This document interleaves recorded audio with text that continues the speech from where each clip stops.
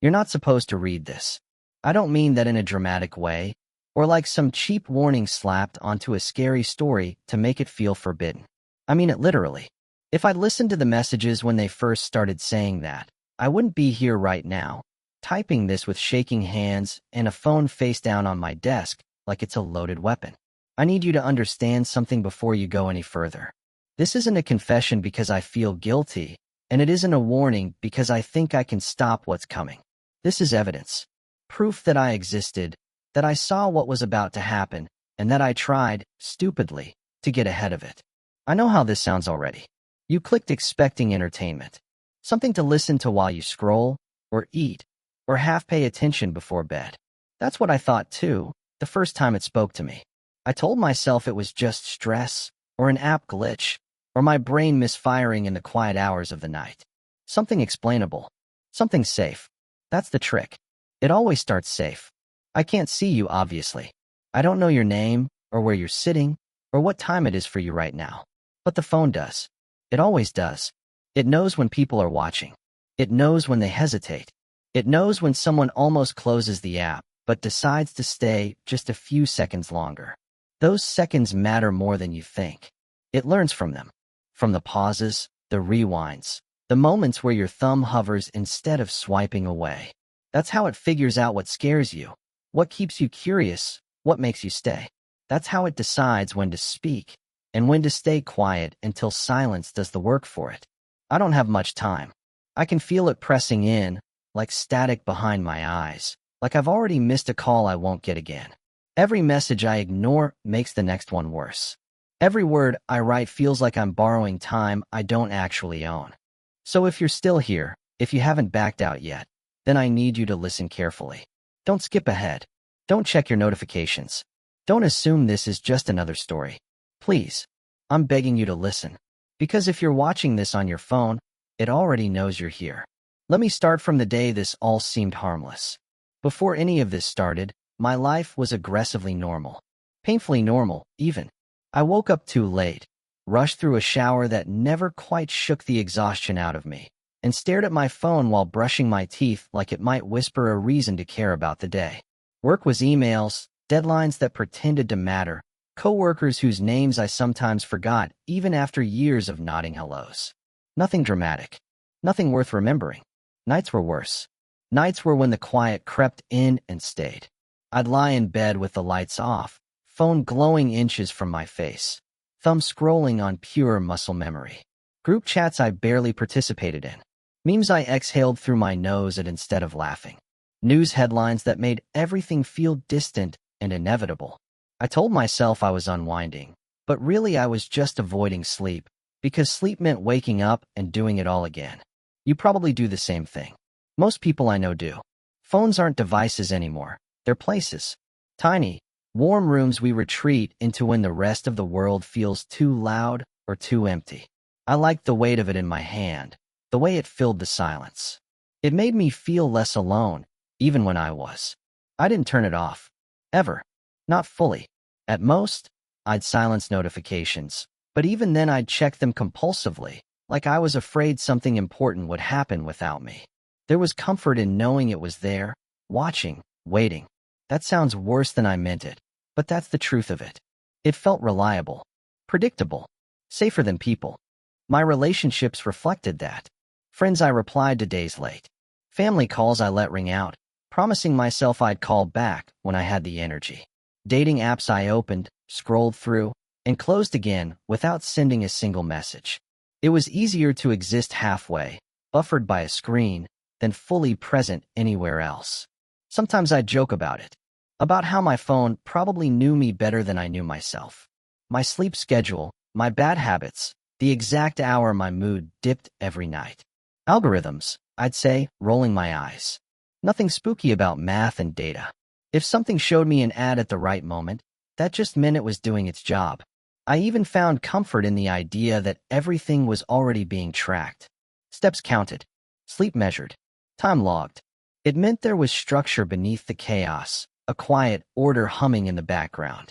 As long as it stayed invisible, as long as it didn't speak back, it felt harmless. I trusted that silence. I depended on it more than I realized.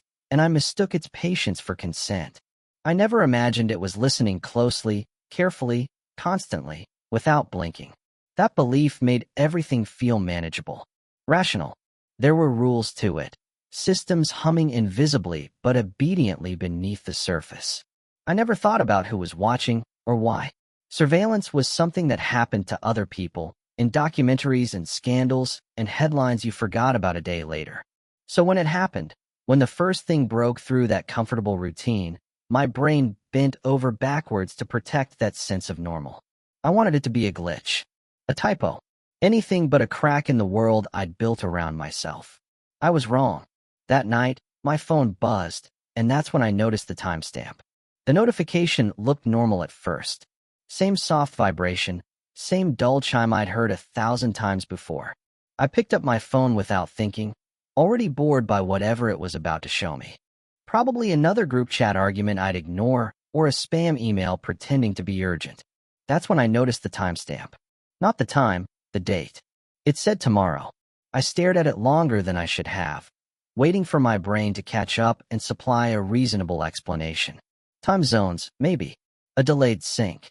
Some back-end hiccup that would quietly fix itself if I locked the screen and unlocked it again. I did exactly that. Twice, my thumb suddenly clumsy.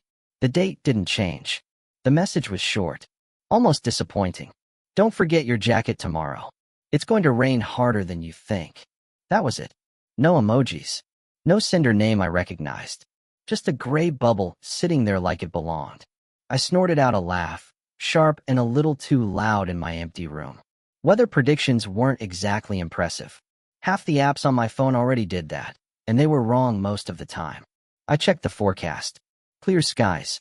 No rain until the weekend. Nice try. I muttered, like the phone could hear me, and tossed it onto the bed. I told myself it was a bug, some cache notification sent late, something boring and technical. I even took a screenshot, more out of habit than concern. When I looked at the screenshot, the date was gone. Just the message. No timestamp at all. That bothered me more than I wanted to admit. Screenshots don't just erase details like that. I told myself it was compression, or formatting, or me not understanding how phones worked as well as I thought. That explanation felt thin, but I accepted it anyway, because the alternative felt stupid. The next morning, I woke up to the sound of rain hammering against my window. Not a drizzle, not a light shower. Real rain, loud and insistent, the kind that soaks through your clothes in seconds. I stood there in my socks, staring out at the gray sky, feeling something cold unwind in my stomach. At work, my coworker Jenna didn't show up. An email came through mid-morning explaining she'd called in sick unexpectedly. I remembered the message again, uninvited and vivid, and felt my pulse pick up. Coincidences happen, I told myself. Patterns are something humans invent when they're uncomfortable with randomness. At lunch, my phone buzzed again. Another message. Same unknown sender. Same impossible date. Your package won't arrive today. Stop checking the tracking. It shows up Thursday. I laughed this time, louder, forcing it. I even showed the screen to a coworker, asking if it looked weird to them. They squinted, shrugged, and handed it back. Looks normal, they said. Why? Because it wasn't normal. Because nothing about it should have been possible. Because when I checked the delivery app later that night, the status had changed exactly like it said it would. Remember this detail. Please. The messages didn't sound threatening. They didn't ask for anything. They didn't feel evil. They felt helpful. Ordinary. Like the future tapping me on the shoulder, gently. If it had stopped there, I wouldn't be telling you this. After that, curiosity won. Not all at once. It crept in slowly, wearing the mask of logic. I told myself I needed to understand what was happening, that ignoring it would be irresponsible. If something was wrong with my phone, I should document it. Test it. That's what reasonable people do, right? They don't panic. They investigate. So one night, lying in bed with the room dark and my phone lighting the ceiling, I typed a message back. What happens tomorrow? I felt ridiculous sending it. The bubble sat there for a long moment, unread, unsent looking somehow, like it didn't belong to any network I understood. I waited, heart thudding harder than it should have. Nothing happened. I almost laughed, relieved, until the screen lit up again. Don't ask questions you're not ready to hear answers to. I swallowed and stared at the words until they blurred. The timestamp said tomorrow again. I checked the clock. Past midnight. That was when I noticed the pattern. The messages only came at night, always after the world had gone quiet enough for me to notice them. I started asking smaller things. Safer things. What song would be stuck in my head tomorrow? How I'd feel when I woke up? Whether I'd talk to my mother on the phone or let it ring again. Every answer arrived patiently, precisely, and every single one came true. It knew conversations before they happened, down to exact phrases. It knew when I'd feel a sudden spike of irritation for no clear reason, or when a memory would resurface and sour my mood. It described private moments I never shared with anyone, thoughts I didn't even realize I'd finished thinking yet. The worst part was how casual it felt. No drama, no build-up, just quiet certainty. I started noticing more rules. Once I read a message, it vanished. Not slid away or archived, gone. I'd look back seconds later and find nothing but empty space where it had been. Screenshots were useless. They glitched, distorted, words melting into static or rearranging themselves into nonsense. One time, my phone restarted entirely when I tried to save one. I stopped trying after that. The phone didn't like being documented. That much was clear. I stayed up later and later, waiting for the buzz, for the next piece of tomorrow to arrive. I told myself I was in control, that I could stop whenever I wanted. But I planned my nights around it, built my expectations around those messages like they were promises. That's when it shifted. The messages stopped feeling neutral. They started including opinions, judgments, subtle nudges about what I should do. Not commands, not yet, just suggestions framed as inevitabilities. You're going to regret saying that tomorrow. Tomorrow will be easier if you stay home. You don't really want to know what happens if you go. There were rules I didn't understand yet, and I could feel myself brushing against them, testing boundaries I couldn't see. Each message made the next one feel heavier, more deliberate, like something was learning how much pressure I could take. I wasn't just observing the future anymore. I was interacting with it, shaping it by asking, by reading, by caring. And then the messages stopped predicting things and started warning me. The first real warning arrived on a Tuesday night, quiet and unannounced, like it didn't want to draw attention to itself. I was already half asleep, phone warm in my hand, when the screen lit up. Don't go tomorrow, it said. Colin's sick. Stay home. No explanation. No context. Just that. I stared at it longer than I should have, irritation bubbling up beneath the fear. This wasn't a prediction. This wasn't helpful trivia about rain or missed packages.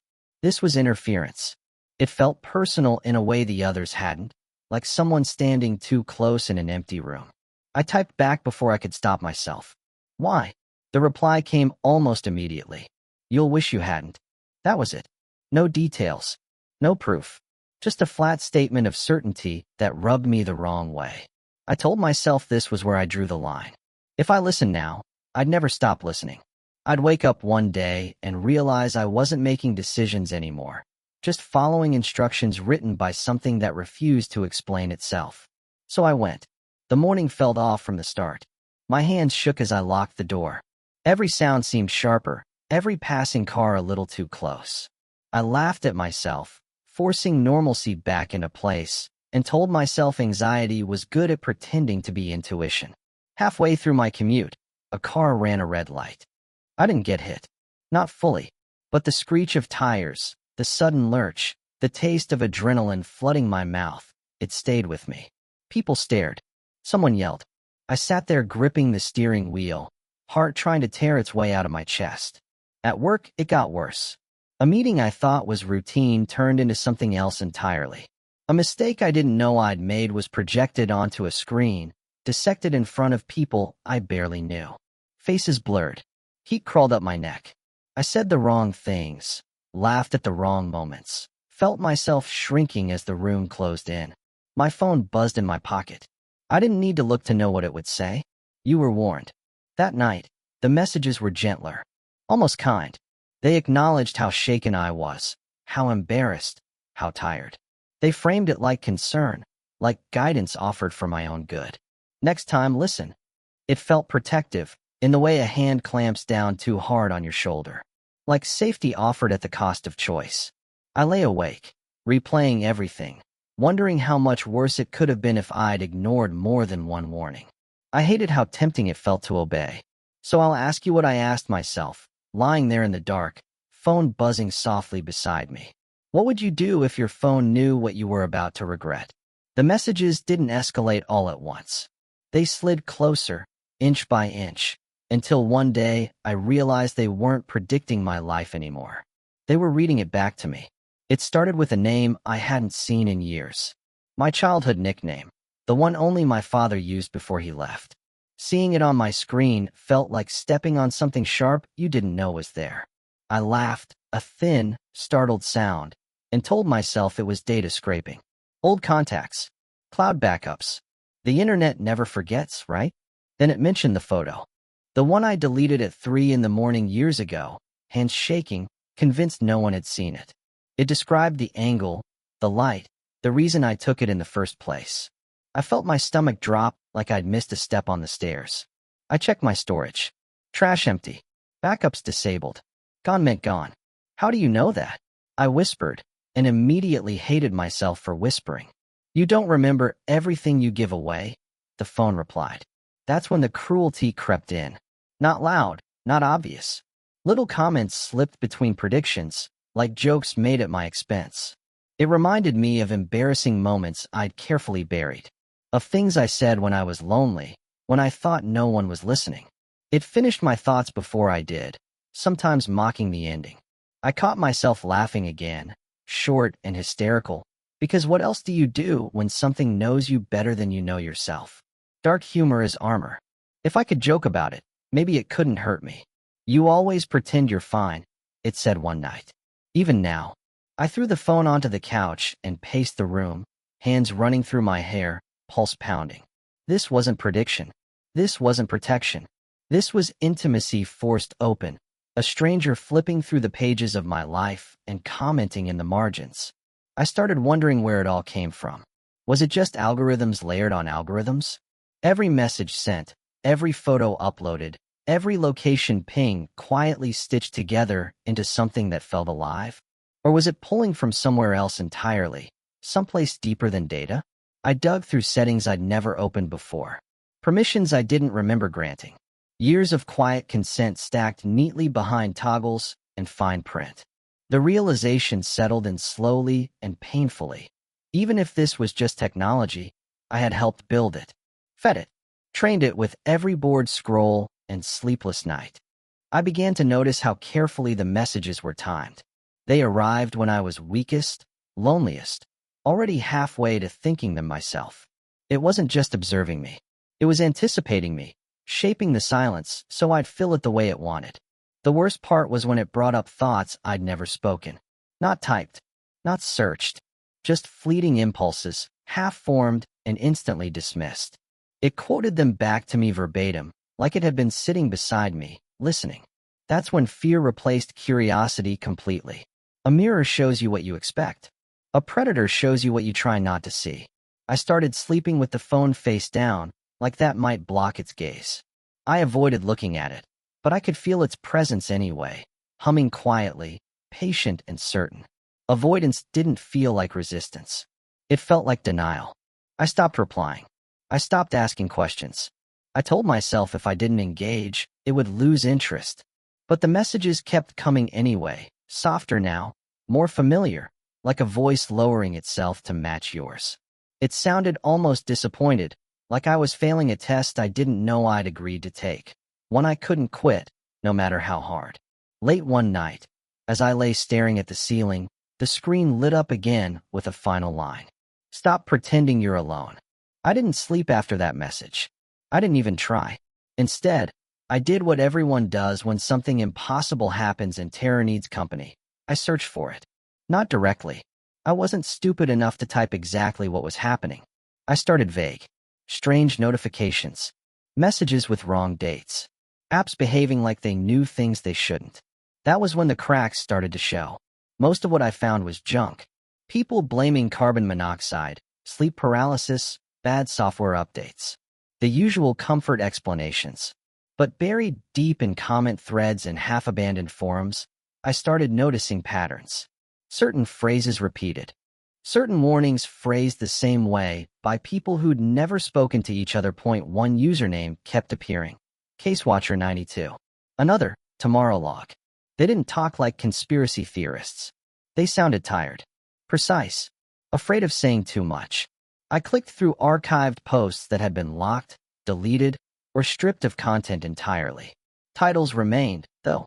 It answered before I asked. Rules you won't find in the settings. Do not engage after midnight.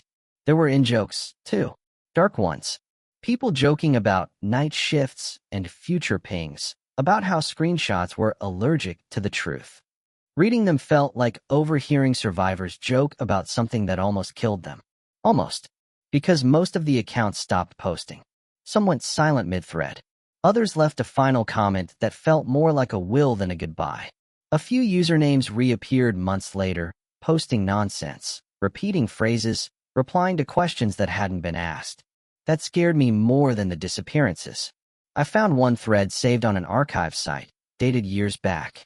The original post was gone, replaced with a notice about violations and removals. But the replies were intact.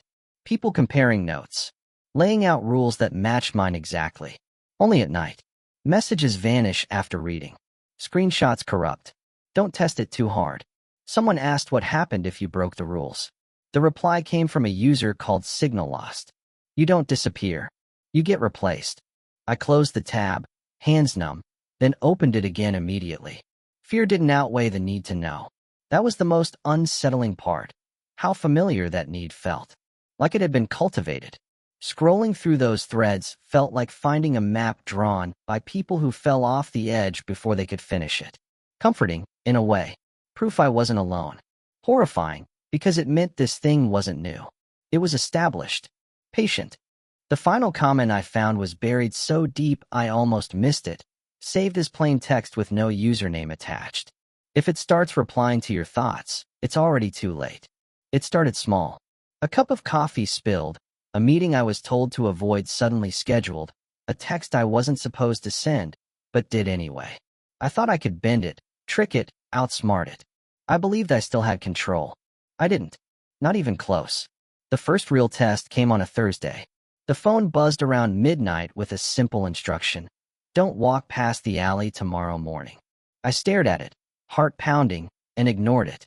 Because if I obeyed every warning, I reasoned, I'd never live a day without fear.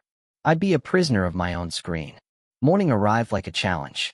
Sunlight harsh through the blinds. Coffee cold. And the alley? I walked right past it. Just curiosity, a little rebellion. That's when it happened. A truck came out of nowhere. Not a near miss this time. Close enough that the screech of brakes and the smell of burnt rubber burned into me for hours. I jumped back, heart in my throat, shaking. The driver honked, shouted, and sped off. I stumbled home, sweaty and numb. The phone sat on the counter, screen glowing with a new message. Next time, listen. I laughed, hollow and brittle. It wasn't supposed to hurt me. I had broken a rule that wasn't clear. The thought that the future might punish you for disobedience? That was ridiculous. I was still in charge, right? Then came the loops. I started testing it systematically. Small deviations first, taking a different route to work, ignoring minor instructions, speaking a word I hadn't been told not to. Every time, something snapped back, events repeating until they bent to the pattern I was warned about. My life became cyclical, corrections arriving as if reality itself resented my meddling. Missed instructions? Embarrassing confrontations. Ignored messages? Near accidents. Arguments I tried to avoid. They happened anyway. Louder, crueler, timed with exact precision. It wasn't just physical. Emotional corrections came too. I'd feel sudden waves of dread, moments of guilt so sharp I couldn't breathe, as if the future was training me, teaching me obedience through suffering. I laughed at first, nervously, telling myself it was coincidence. But the laughter faded when the same events repeated no matter how I tried to change them. I realized something terrifying. Choice was an illusion. Each step I thought I was taking freely had already been accounted for. Even my attempts to resist became part of the correction mechanism. The future wasn't just predicting me, it was actively sculpting me. Messages turned hostile. Not polite nudges anymore. Snide, cruel, judgmental. You'll regret this. Do you think you're smarter than tomorrow? Stop testing me. I could feel the malice in them. Something alive in the words, like a hand pressing down on my skull with invisible fingers. I stopped looking forward to mornings. The phone's warnings had become threats, but worse, they were promises. Every deviation escalated the stakes. Every act of resistance made the next message sharper, heavier, impossible to ignore. And then, one night, after I had deliberately ignored 3 instructions in a row, a message arrived, short and suffocating in its finality. Tomorrow doesn't like being challenged. The moment it mentioned you, I almost dropped the phone. Not your name, nothing that specific, but the idea of you. The watcher. The person on the other side of the screen. The message appeared without warning, timestamped tomorrow, like everything else. You stayed longer than you meant to. That was all it said. No context. No explanation. I checked the time, the app, the page I was on. Nothing else referenced viewing, watching, or reading. Just that line, sitting there like an accusation. I told myself it was coincidence. It had to be. People stay up late scrolling all the time. But the next message came seconds later, before I could lock the screen. They always do. My stomach tightened. I hadn't replied. I hadn't asked anything. The phone wasn't responding to me anymore. It was responding to behavior. Pauses. Attention. The same things you don't notice yourself doing until someone points them out. That's when I understood why it wanted me to share this. Why it nudged me toward writing, recording, documenting. It wasn't a warning. It was distribution. The messages began referencing timestamps that weren't mine. Minutes I hadn't lived yet. Durations that only made sense if someone else was involved. They'll rewind that part. They'll miss the detail you emphasized. They'll comment like it's fiction. I argued out loud, pacing my apartment, telling it to stop. Telling it this wasn't consent. The phone buzzed patiently in my hand. Don't flatter yourself, it replied. You're just the introduction. It started predicting reactions. Fear. Skepticism. The moment someone would almost close this and decide not to. It described the exact second curiosity outweighed discomfort. It described you reading this sentence and wondering if that applied to you. I laughed then. I had to. A dry, cracking sound that didn't feel like humor at all. This was absurd. Meta tricks. Psychological games. Except every time it predicted a reaction, it felt more accurate than the last. The scariest part wasn't that it knew you were here. It was that it knew how long you'd stay. You're part of the pattern now, it said. You always were. I realized then that I wasn't being punished anymore. I was being used. A relay point. Proof of concept. The phone never wanted to silence me. It wanted amplification. So if you feel a prickle of unease right now, if you're suddenly aware of how long you've been watching, that's not an accident. It's taking notes. It always does. My voice is shaking as I write this, because another message just arrived. Short. Certain. Directed past me. It says you're reading this exactly when you were supposed to. The last message didn't feel like a warning. It felt like a receipt. I was sitting on the floor with my back against the couch, phone in my hand, staring at the wall like it might start explaining things for me. When the screen lit up, I already knew what it would say. Not the words, exactly, but the weight of them. The finality. You won't be here tomorrow. That was it. No dramatics. No explanation. Just a simple statement, like confirming a delivery window or a calendar reminder. My first reaction wasn't fear. It was irritation. Sharp, ugly, defiant irritation. What does that mean? I typed. Death? Disappearing? What? The reply came slower this time, like it was choosing its phrasing carefully. You won't be reachable. You won't be remembered the way you expect. Your records will stop updating. I laughed, then stopped abruptly when the laughter turned into something dangerously close to a sob. I checked my messages, my emails, my cloud storage. Everything was still there. Photos, conversations, proof that I existed. Proof I mattered, at least to myself. That's when I realized why the phone had pushed me to document this. Why it wanted this story told in public, in pieces, spread thin across attention and time. This wasn't just a warning. It was containment. If I could leave something behind, words, a record, a trace, then maybe I wouldn't vanish completely. So this is me trying to stay real. I wrote faster after that. Sloppier. Less careful about sounding sane. Every instinct told me to preserve myself, to anchor my existence somewhere outside the phone's control. I didn't care if people believed me. Belief wasn't the point. Persistence was. The phone didn't interrupt. That scared me more than the threats ever did. Silence meant it was confident. The final message arrived just before dawn. This is the last one you'll get. I sat there watching the sky lighten, phone cooling in my palm, wondering how many other people had reached this exact moment without anyone knowing. Wondering if you'd remember this tomorrow, or if the details would blur and slide away like everything else it touched. I wish I could tell you there was a way out. I wish I could say this ends with defiance, or sacrifice, or some clever loophole. All I have is this record, and the hope that being seen, even briefly, counts for something. The phone just buzzed again. Morning arrived without me noticing. There was no dramatic disappearance. No flash, no scream, no final message explaining anything. Just quiet. The kind of quiet you only notice when something that was always there suddenly isn't. If you're still reading this, then whatever happened to me didn't break the chain. That thought should comfort me. It doesn't. I don't know whether I'm gone or simply misplaced. The message has stopped, but the phone is still here. Charging. Warm. Logged into accounts that still recognize my face. Notifications arrive and clear themselves before I can read them, like habits carried out by muscle memory rather than intent. I tried to call my name out loud once. It sounded unfamiliar, like I was saying it wrong. Maybe I was replaced. Maybe that's how it works. Not erasure, just substitution. A version that doesn't ask questions. A version that listens. I found one last thing before the phone went quiet completely. A draft message, unsent, dated tomorrow. It wasn't addressed to me. It just said, "They'll wonder what happened to you." That's normal. If you feel unsettled now, that's good. It means you're still paying attention. Curiosity is the first signal it looks for. The second is doubt. The third is acceptance. I can't tell you how to stop it. I don't even know if stopping it is possible. All I know is that it doesn't need me anymore. It has you. If you think this is just a story, remember how long you stayed, and ask yourself why your phone feels heavier right now already again tonight. Check your notifications.